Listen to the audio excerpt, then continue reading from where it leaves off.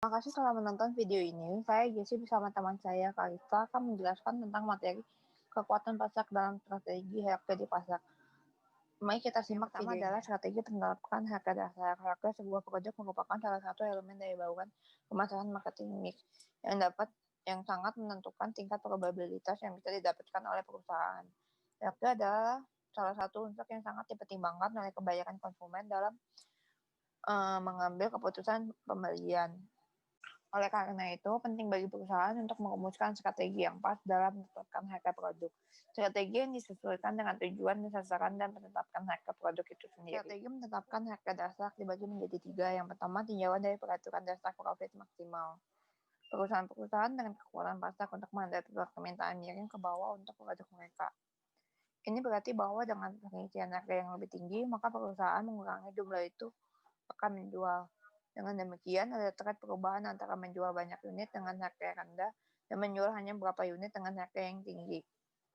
Manajer perusahaan dengan saldo kekuatan pasar dalam kekuatan ini, output ditetapkan pada titik di mana penerimaan marginal MR sama dengan biaya marginal MC. Maka harga memaksimalkan laba adalah harga maksimum per unit bahwa konsumen akan membayar untuk tingkat output. Yang kedua adalah sebuah aturan harga sederhana untuk monopoli dan persaingan monopoli. Di dalam monopoli terdapat analisis marginal. Analisis marginal adalah analisis ekonomi dengan cara menguji hasil nilai tambah ketika suatu variabel meningkat akibat variabel yang lainnya. Misalkan contohnya itu ketika kita dapat menggunakan untuk menganalisis hubungan antara biaya, harga jual, dan peningkatan volume produksi. Dalam monopoli, terdapat keputusan pemakzulan laba. Analisis marginal sangat penting dalam pengambilan keputusan ekonomi. Sebagai contohnya, untuk memaksimalkan keuntungan, perusahaan harus memproduksi titik di mana pendapatan marginal sama dengan biaya marginal. Contoh lainnya itu dapat diaplikasikan dalam keputusan anggaran iklan. Iklan akan menjadi efektif menghasilkan keuntungan jika biaya marginal iklan sama dengan pendapatan. Tiga adalah sebuah aturan harga sederhana untuk oligopoli model Cognate. Terdapat 3 aspek terkait aturan penetapan harga untuk oligopoli Cognate yang perlu kita ingat. Yang pertama, jika semakin elastis permintaan pasar, maka akan semakin dekat harga yang memaksimalkan harga dengan biaya marginal. Yang kedua, jika semakin meningkat jumlah perusahaan, harga yang memaksimalkan laba akan semakin mendekati biaya marginal. Yang ketiga, dalam kasus terkait pembatasan perusahaan, di mana terdapat perusahaan dengan jumlah sehingga harga memaksimalkan laba adalah sama dengan versus dengan biaya marginal. Selanjutnya ada diskriminasi harga atau price discrimination. Price discrimination atau diskriminasi harga adalah kebijakan di mana penjual membebankan harga yang berbeda untuk setiap pelanggan atau kelompok pelanggan. Penjual menetapkan harga yang sedemikian rupa sehingga dua pembeli yang bersaing dapat membayar dua harga yang berbeda untuk produk atau layanan yang sama. Diskriminasi harga akan sangat menguntungkan jika pelanggan yang berbeda memiliki elastisitas permintaan yang berbeda. Dengan demikian, pendapatan marginal di kelompok yang berbeda akan sama hanya jika harga di masing-masing kelompok bervariasi.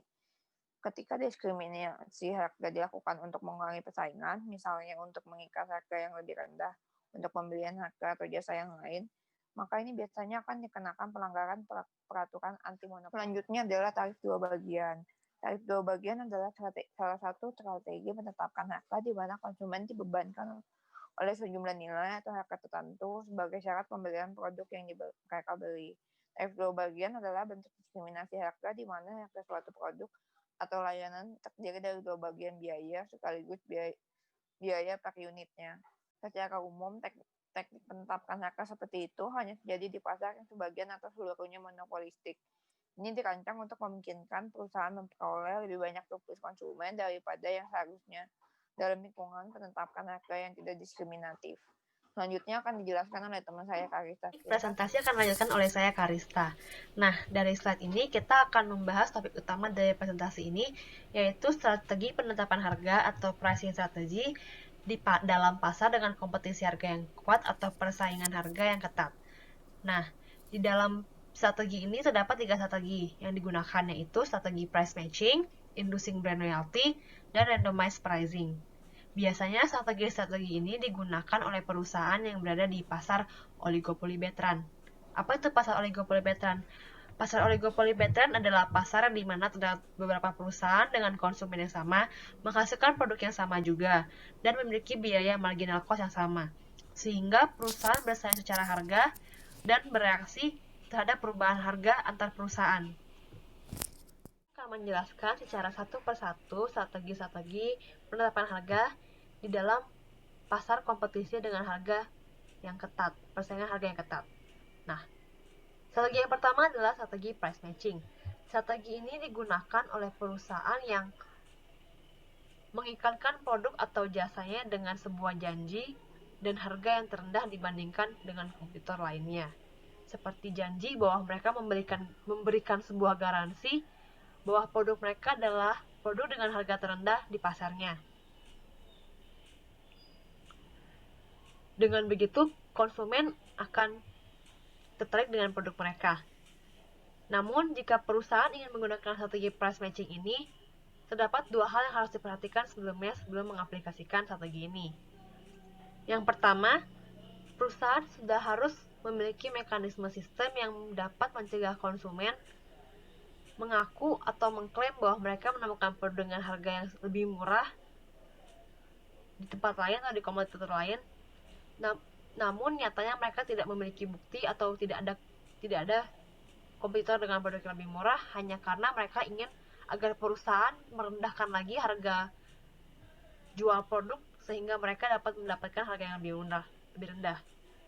Maka dari itu, untuk mencegah terjadinya itu, perusahaan sudah harus memiliki mekanisme sistem yang dapat mencegah terjadinya hal tersebut dan menimbulkan informasi yang salah untuk perusahaan, yang nantinya malah akan merugikan perusahaan.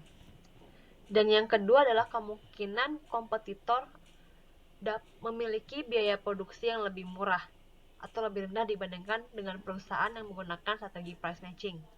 Jika hal itu terjadi dan perusahaan mengikuti harga biaya yang dikeluarkan oleh kompetitor itu, maka perusahaan akan merugi karena harga biaya dan harga jual yang dimiliki oleh kompetitor lebih mahal harga jual perusahaan yang menggunakan strategi price matching lebih mahal dibandingkan kompetitornya dan membuat perusahaan tersebut menjadi rugi dan tidak sesuai dengan iklan yang dia berikan bahwa dia adalah harga terendah. Contoh yang dapat saya temukan dalam kehidupan sehari-hari adalah di salah satu platform e-commerce Shopee. E-commerce Shopee penjual yang menggunakan platform e-commerce Shopee dapat memberikan bahwa produknya adalah memberikan garansi bahwa produknya adalah produk terendah dalam Shopee. Nah, dengan begitu maka penjual sudah dapat mencegah terjadinya hal pertama, yaitu